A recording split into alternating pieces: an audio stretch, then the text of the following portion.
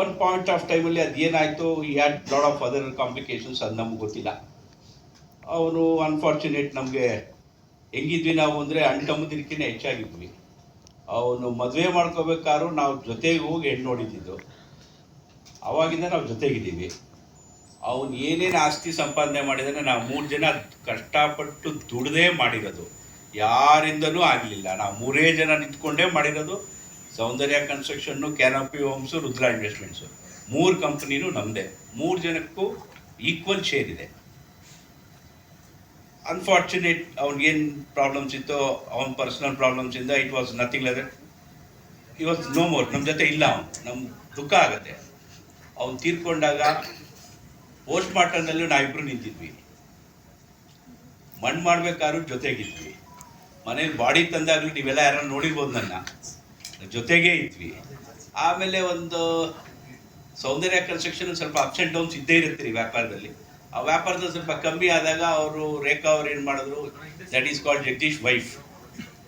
ಜಗದೀಶಲ್ಲಿ ಹೆಸರಲ್ಲಿರೋ ಪ್ರಾಪರ್ಟಿ ಎಲ್ಲ 2020 ಎಲ್ಲ ಆ ಎಮ್ಮನ ಹೆಸರಿಗೆ ರಿಜಿಸ್ಟರ್ ಮಾಡಿಸ್ಕೊಂಡ್ರು. ಬ್ಯಾಂಕಲ್ಲಿ ಸಾಲ ಇದ್ದರೂ ಕೂಡ ರಿಜಿಸ್ಟರ್ ಮಾಡಿಸ್ಕೊಂಡ್ರು. ಯಾಕೆ ರಿಜಿಸ್ಟರ್ ಮಾಡಿಸ್ಕೊಂಡ್ರು ಅಂದರೆ, ಸೌಂದರ್ಯ ಕನ್ಸ್ಟ್ರಕ್ಷನಲ್ಲಿ ನಾಳೆ ಏನಾರ ಲಾಸ್ ಆದರೆ ಇಲ್ಲಿಂದ ತಂದುಕೊಡೋದು, ಆ ಸೇಫ್ಟಿಗೋಸ್ಕರ ಅವರೆಲ್ಲ ರಿಜಿಸ್ಟರ್ ಮಾಡಿಸ್ಕೊಂಡ್ರು. ಜಗದೀಶ್ ಹೆಸರಲ್ಲಿ ಒಂದು ಪ್ರಾಪರ್ಟಿ ಇರಲಿಲ್ಲ. ಹಿ ವಾಸ್ ಟೋಟಲಿ ಶೇಕ್ ಆಗಿದ್ದ. ನಾವು ಧೈರ್ಯ ಹೇಳ್ತಾ ಇದ್ದೀವಿ, ಏನಾಗಲ್ಲ ಬರೋ, ಇನ್ನೂ 4 ಪ್ರಾಪರ್ಟಿ ಮಾಡೋಣ ಅಂತ. ಯಾಕಂದರೆ ನಾವೆಲ್ಲ ಏನು ನಿಂದಿರೋ ಬಂದು ಒನ್ ಪಾಯಿಂಟ್ ಆಫ್ ಟೈಮಲ್ಲಿ ಸಮ್ ಮಿಸ್ಅಂಡರ್ಸ್ಟ್ಯಾಂಡಿಂಗ್, ಅವ್ನಿಗೆ ಏನು ಪ್ರಾಬ್ಲಮ್ ಇತ್ತು, ಏನು ಫ್ಯಾಮಿಲಿ ಪ್ರಾಬ್ಲಮ್ ಏನು, ಅದು ನಮ್ಗೆ ಗೊತ್ತಿಲ್ಲ. ಅವ್ನು ನಮ್ಮ ಜೊತೆ ಇಲ್ಲ. ಆಯ್ತು, ನಾವೇ ಹೋಗಿದ್ವಿ, ಪೋಸ್ಟ್ ಮಾರ್ಟಮ್ಗೂ ಹೋದ್ವಿ. ನಾವೇ ನಿಂತಿದ್ವಿ, ಅವ್ರ ಮನೆಯವ್ರು ಯಾರೂ ಇರಲಿಲ್ಲ.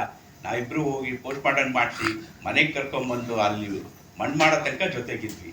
ಆಮೇಲೆ ಒಂದು ಏಪ್ರಿಲ್ ಅಲ್ಲಲ್ಲ, ಒಂದು ನಿಮಿಷ, ಡೇಟ್ ಇದೆ ಅಲ್ಲ, ಮೇ 11ನೇ ತಾರೀಕು ರೇಖಾ ಅವರು ನಮಗೆ ಒಂದು ಹೋಟ್ಲ್ ಕರೀತಾರೆ. ನೋಡಿ, ಸೌಂದರ್ಯ ಕನ್ಸ್ಟ್ರಕ್ಷನಲ್ಲಿ ಇಷ್ಟೆಲ್ಲ ಆಗ್ತಾ ಇದೆಯಲ್ಲ, ನೀವೆಲ್ಲರೂ ಏನೇನು ಹೇಳ್ತೀರೋ ನಾನು ಬರ್ಕೊಟ್ಬಿಡ್ತೀನಿ, ಇಬ್ಬರಿಗೂ 10 ಕೋಟಿ ಕೊಡು ಅಂತ ಕೇಳಿದ್ರು. ನಾವು ಯಾವ ಕಾರಣಕ್ಕೂ ಎಲ್ಲಿಂದ ಕೊಡೋಣ 10 ಕೋಟಿ? ಬಟ್ ಎಲ್ಲರದು ಲಾಸಲ್ಲಿದೆ, ನಮ್ಮ ಆಸ್ತಿಗಳು ಆರಲ್ಲಿದೆ. ವ್ಯಾಪಾರ ಮಾಡಿದ್ರೇ ತಾನೇ ಕವರ್ ಮಾಡೋಕ್ಕಾಗೋದು, ನಾವು ಕೊಡೋಕ್ಕಾಗಲ್ಲ ಅಂತ ಹೇಳಿದ್ವಿ. ಮೇ 18th 22nd ಏನೋ ಒಂದು ಡೆತ್ ನೋಟ್ ಸಿಕ್ತು ಅಂತ ಹೇಳಿ FIR ಮಾಡಿದ್ರು ನಮ್ಮ ಮೇಲೆ. ಅದು ಯಾತಕ್ಕೆ FIR ಮಾಡಿದ್ರು ಏನು ಅನ್ನೋದು ನಮಗೂ ಗೊತ್ತಿಲ್ಲ. ಪೊಲೀಸವರು ನಮಗೆ ಇನ್ವೆಸ್ಟಿಗೇಷನ್ ಮಾಡಿದ್ರು. ಕಾನೂನು ಪ್ರಕಾರ ಏನೇನಿದೆ ಎಲ್ಲ ನಡೀತು. ಇವತ್ತು ಹೈಕೋರ್ಟಲ್ಲಿ ನಮಗೆ ಸ್ಕ್ವ್ಯಾಶ್ ಮಾಡಿದ್ದಾರೆ. ನಾವು ನಿಮಗೆ ಹೇಳ್ತಾ ಇರೋದು ಒಂದೇ ಒಂದು, ಅವರು 22ನೇ ತಾರೀಕು ರಾತ್ರಿ 10 ಗಂಟೆಗೆ ಹೋಗಿ FIR ಮಾಡಿದ್ದಾರೆ. 24ನೇ ತಾರೀಕು ಪ್ರೆಸ್ ಮುಂದೆ ಬಂದ್ಬಿಟ್ಟು ಕರೆದು ನನ್ನ ಏಕವಚನದಲ್ಲಿ ಮಾತಾಡಿಸಿ, ಅವನಿಂದನೇ ಕಾರಣ, ಅವನೇ ಸಾಯಿಸ್ತಾ, ಅವನಿಂದನೇ ಅಂತ ಹೇಳಿದ್ದಾರೆ. ನಿಮಗೆ ಯಾವುದೋ ಒಂದು ದಾಖಲೆ ಕೊಟ್ಟಿಲ್ಲ. 60 ಕೋಟಿ ಲಾಸ್ ಆಯಿತು, 20 ಕೋಟಿ ಸುರೇಶ್ ಅಕೌಂಟಿಗೆ ಹೋಯಿತು. ಎಸ್, ಸುರೇಶ್ ಅಕೌಂಟಿಗೆ 20 ಅಲ್ಲ 100 ಕೋಟಿ ಹೋಗಿರುತ್ತೆ. ನಾವು ಅವರು ಜೊತೆಗೂ ಬೆಳೆದಿರೋದು. ನನ್ನ ದುಡ್ಡು ಅವ್ನಿಗೋಗಿರುತ್ತೆ, ಅವನ ದುಡ್ಡು ನನಗೆ ಬಂದಿರುತ್ತೆ. ಆ್ಯಸ್ ಆನ್ 22 ಮಾರ್ಚಲ್ಲಿ ಅವನೇ ಬ್ಯಾಲೆನ್ಸ್ ಶೀಟ್ ಸೈನ್ ಹಾಕಿದ್ದಾನೆ. ಅವನೇ ನಂಗೆ 1 ಕೋಟಿ ಚಿಲ್ಲರೆ. ಪ್ರಶ್ನೆ ಏನು ಅಂದರೆ,